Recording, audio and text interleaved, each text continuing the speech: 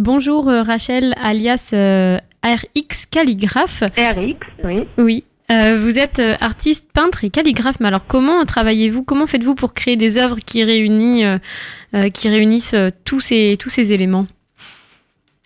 Alors, je suis partie d'une formation de calligraphie traditionnelle qui très vite m'a un peu ennuyée dans le sens où c'était toujours les mêmes couleurs et très peu de création à l'état pur. Donc du coup, arrivé un moment, je me suis approprié la lettre, les mots et j'en ai fait un élément plus graphique que vraiment un élément à lire.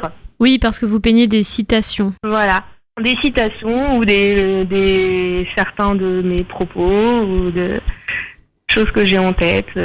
Ça dépend. Comment est-ce que vous habillez ces citations?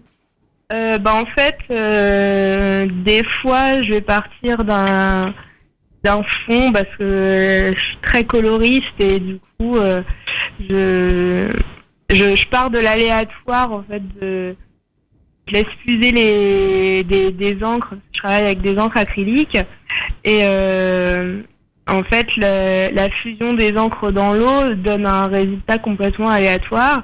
Et ce résultat, des fois, me donne des idées et me fait faire des liens avec certaines choses que j'ai lues ou que j'ai entendues.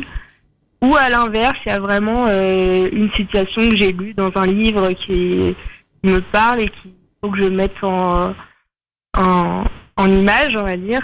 Donc, ça dépend, en fait. Des fois, je vais partir de la couleur et des fois, je vais vraiment partir de la citation. Tout dépend en fait de l'inspiration du moment. Et vous n'êtes pas une artiste solo puisque vous organisez l'exposition annuelle d'Épouville. Alors cette année, elle commencera demain, vendredi 22 mars, avec un vernissage à 18h. Est-ce que vous pouvez nous parler de cette exposition? Alors cette exposition est organisée par la mairie d'Épouville à la base et les organisateurs sont venus me chercher pour amener un petit peu de sang neuf dans l'exposition et pour changer un peu le concept de l'exposition qui était un petit peu classique, on va dire. Et on a voulu en faire quelque chose de vivant. On a le droit de parler, de s'exprimer, de jouer même, parce que le but aussi c'est de pouvoir y aller en famille. On a vraiment une visée, on va dire, éducative. On veut que les enfants puissent pratiquer l'art, être en contact avec des artistes, et même même les adultes qui ont envie d'essayer des techniques. En fait, on veut que les gens comprennent en fait le travail de l'artiste, et du temps pour parler avec l'artiste, et que ça soit vraiment un moment convivial et pas forcément guindé, on va dire. Cette année, l'invité d'honneur est El Cuervo et vous allez organiser des ateliers et des performances le samedi et le dimanche. Comment est-ce que ça va se passer? Alors, les ateliers, il y en aura, on va dire, un petit peu partout dans l'exposition. C'est des ateliers libres. On a souhaité, justement, pour garder quelque chose de convivial et très libre, il n'y a pas d'inscription au préalable. Et on vient, on se promène. Si l'atelier nous plaît, on y reste. S'il nous plaît pas, on change. Et voilà, on avait pris ce concept-là l'année dernière qui a très bien fonctionné. Donc voilà, on le remet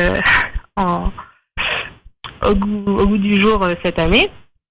Et voilà, il va y avoir plein d'ateliers différents, de la peinture, de l'aquarelle, du pochoir.